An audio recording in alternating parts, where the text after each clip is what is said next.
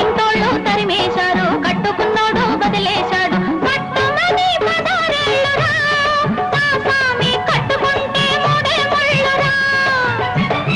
కట్టుమని పదారేళ్ళురా, నా స్వామి కట్టుకుంటే మూడే ముళ్ళురా. అయ్యో పాపం పాపాయమ్మ టింగుర్రంగా బంగారమ్మ. అయ్యో పాపం పాపాయమ్మ టింగుర్రంగా బంగారమ్మ.